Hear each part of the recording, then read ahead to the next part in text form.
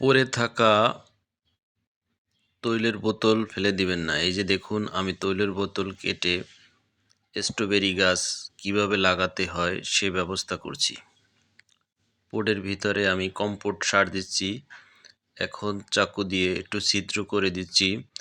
Extra যে পানিগুলো থাকবে সেগুলো জানি বাইরে বের হয়ে যেতে পারে, সেজন্য চাকু দিয়ে পটের নিচের অংশ একটু ছিদ্র করে দিচ্ছি।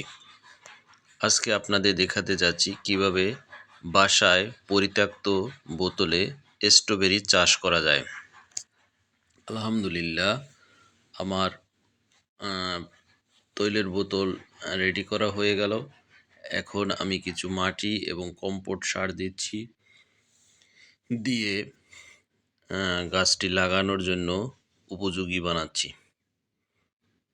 ক্যামেরা একটু নড়াচড়া করছে, আমার ছোট মেয়ে ভিডিও করছে, সেজন্য ক্ষমার দৃষ্টিতে দেখবেন, কারণ ও ছোট মানুষ, ওভাবে ভিডিও করতে পারে না।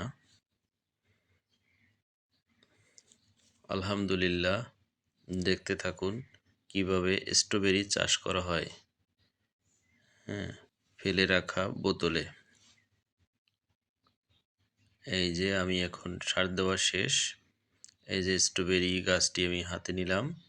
এখন ছুরির সাহায্যে স্ট্রবেরি গাছটি যে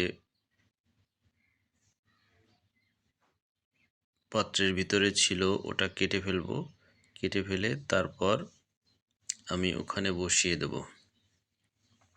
খুবই সুন্দর। আপনারা এভাবে বাসার আঙ্গিনায় এবং ঘরের ছাদে এগুলো চাষ করতে পারেন, শহরে যারা থাকেন।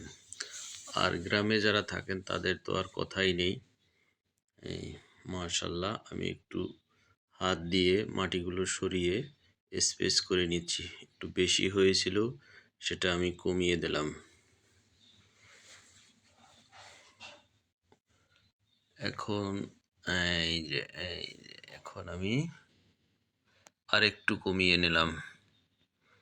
দেখতে থাকুন কিভাবে স্ট্রবেরি চাষ করা হয়। মাশাআল্লাহ, এই যে লাগানো হয়েছে।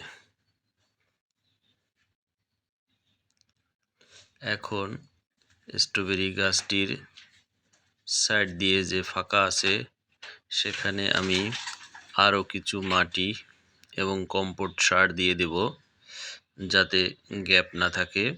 একটু হাত দিয়ে মাশাআল্লাহ মাশাআল্লাহ, আলহামদুলিল্লাহ, এভাবে আপনারা বাসায় বসে স্ট্রবেরি খেতে পারবেন। একটু পরিশ্রম করতে হবে, মাঝে মাঝে পানি দিতে হবে, খেয়াল রাখতে হবে। আসলে পরিশ্রম ছাড়া কোনো কিছুই সম্ভব না। তাই দেখুন, আমি খুব সহজেই গাছটি লাগানোর উপযোগী বানিয়ে ফেললাম। তাই আপনারা বাসায় যে পরিত্যক্ত পটগুলো থাকে এগুলো ফেলে দিবেন না, এগুলো কাজে লাগিয়ে দেবেন। এই যে আমি এখন একটু উঁচু জায়গায় রাখবো,